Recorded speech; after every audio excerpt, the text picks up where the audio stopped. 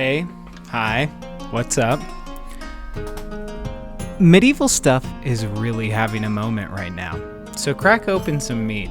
I am sipping on some Buckland from Grenfell Meadery and comparing their 2021 release with their 2022 release. It is a lemon and green rooibos mead and is perfect for some Middle-earth chats. The 2021 release is a little bit sweeter, more tea-forward, hazier, and less fizzy, while the 2022 release is cleaner, has a more pronounced lemon presence, not as sweet, and is more carbonated.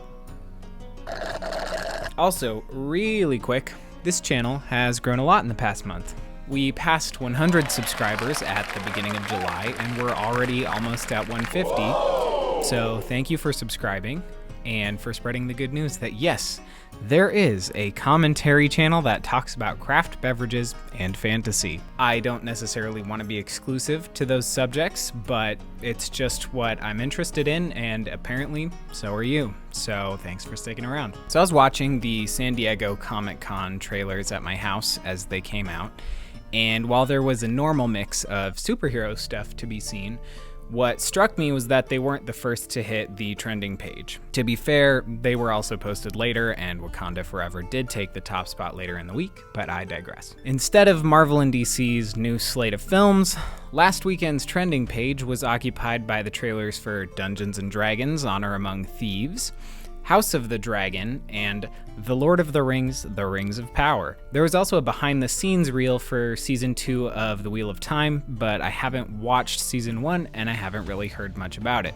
Maybe I'll watch it in between episodes of the other shows, I don't know. If you couldn't tell, I'm a big medieval fantasy fan, and I'm excited that I'm not the only person into it, apparently. However, I've also enjoyed superhero films and following their respective interconnected universes.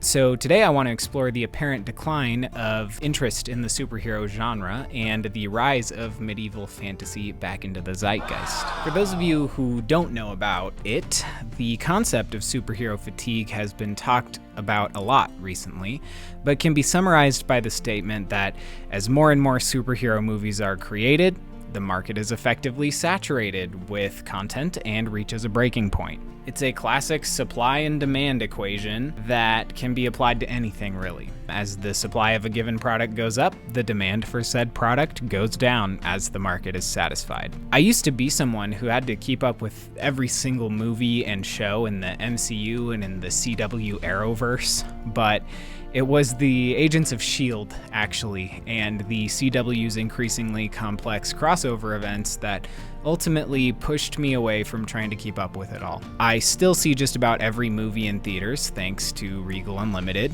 and before that, MoviePass, RIP. And the Disney Plus shows have been entertaining for the most part, but all in all, I can definitely feel that fatigue with the genre as a whole. At this point, I mostly keep up with it so I can listen to the Weekly Planet podcast without having the movies spoiled. Conversely, content in the medieval fantasy genre definitely had a lull in the same time frame. To be fair, it is fundamentally different.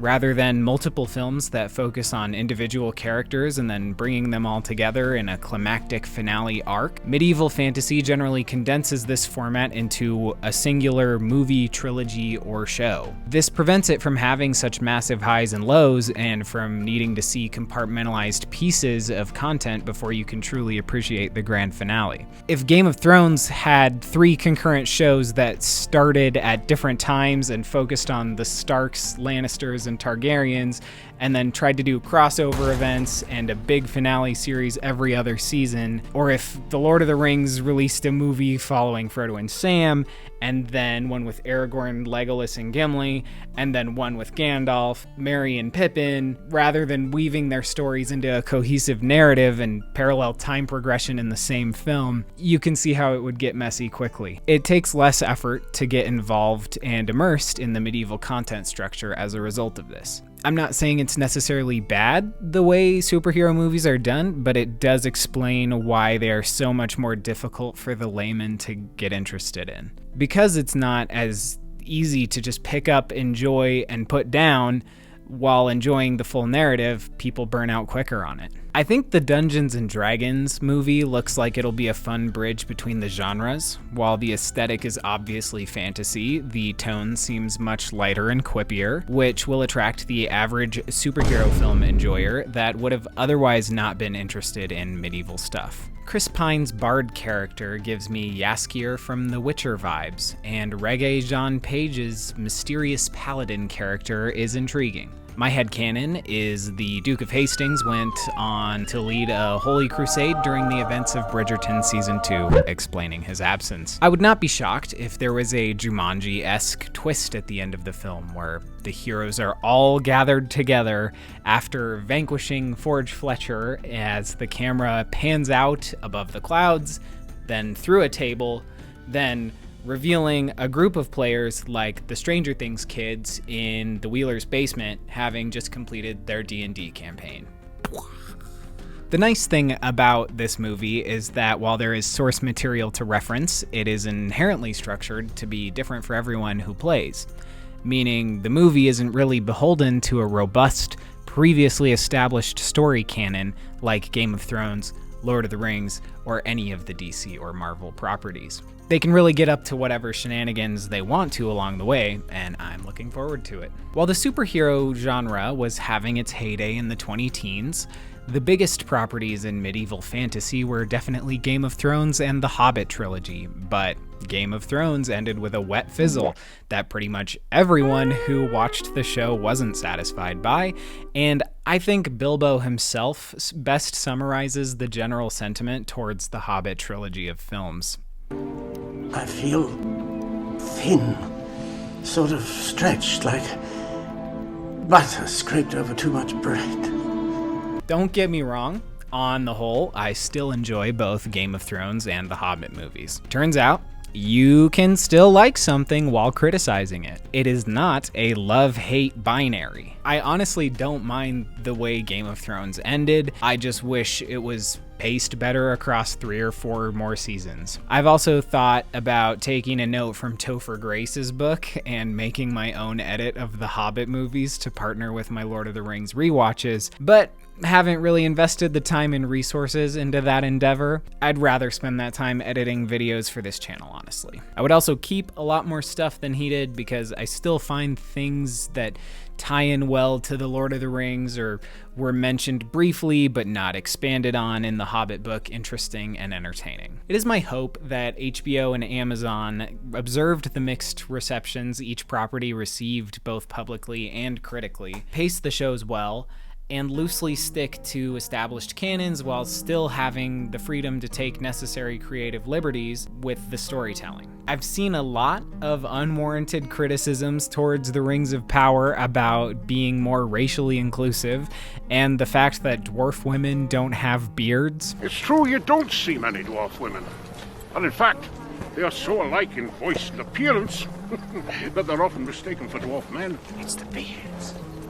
To be fair, I suppose the people complaining about that have not heard of shaving. The showrunners even said in their SDCC panel that the dwarf women will have beards, so the neckbeards were definitely up in arms over nothing. Ethan Is Online recently did a more in-depth video on this subject when the first trailer came out, but anyone going into the shows ready to be mad about what color a given character's skin is just setting themselves up to dislike the show before it's even started, and should honestly examine why they're actually mad about it. If the producers and writers inclusively cast characters that had loose at best descriptions or are completely new for the show, it should honestly be celebrated. More people will see themselves represented and get into the fantasy genre, which is kind of the goal here. There will likely be plausible in-universe explanations for any discrepancies, and if not, if they really care about enjoying it, suspension of disbelief is a powerful thing. If you're going to criticize the show for anything, criticize the show for the title. The Lord of the Rings, The Rings of Power, does not flow very well with the phrase, the rings, in the middle.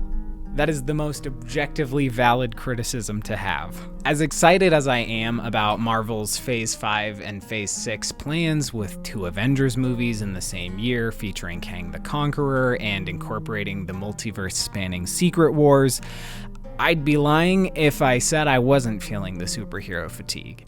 I'm still pumped for Wakanda Forever and intrigued by the shot in 2007 vibes of Black Adam, but still, if the SDCC trailer lineup popularity is any indication, fantasy definitely feels like it has potential to surpass superheroes in popularity, at least for a while. It is not beholden to mirroring modern times in its storytelling, meaning it can feel more like an escape. We're all a little bit exhausted with regular reality, so it would make sense that we want our entertainment to be a little further removed from our current situation. And really, who wouldn't want to spend a week in the Shire, Rohan, or Gondor, War of the Ring notwithstanding? And while it isn't truly Middle-earth, I did go to the Renaissance Fair in Larkspur, Colorado this July.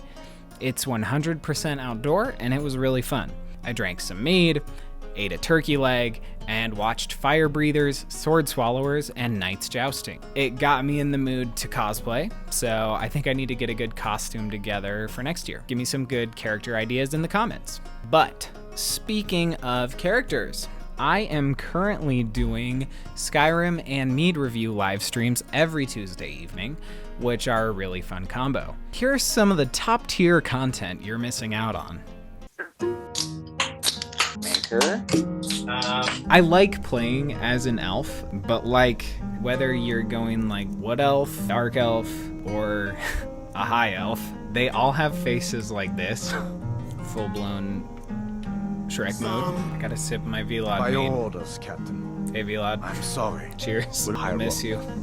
Oh, and here's Vlad. Poor homeboy, he's about to die. Vlad, thanks for the recipe. See you later, man. It's a good mead. Oh.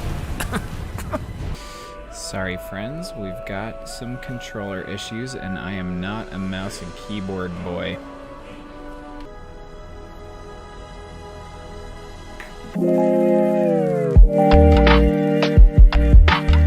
I am gonna go take a bathroom break. Princess Nick. has to go potty.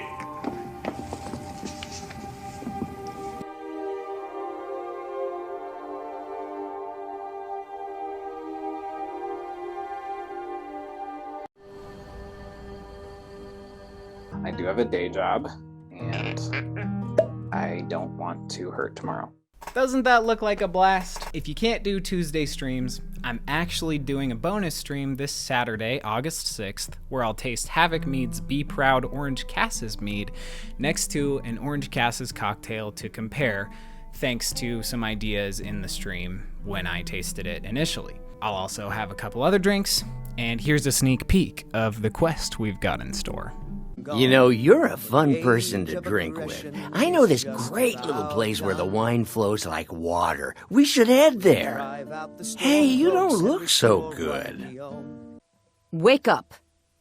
That's right. It's time to wake up, you drunken blasphemer. If you're not busy this Saturday afternoon or evening, stop by. I'll be live right here on this channel, and if you really want to catch up with the morally ambiguous character Nikolai, you can rewatch the previous streams right here on this channel. I will also be going to Kurtis Conner's live comedy show the night before, so maybe we'll chat about that and the juxtaposition of commentary and comedy some. Either way, I hope you'll swing by and hang out. Until then, cheers, my friends.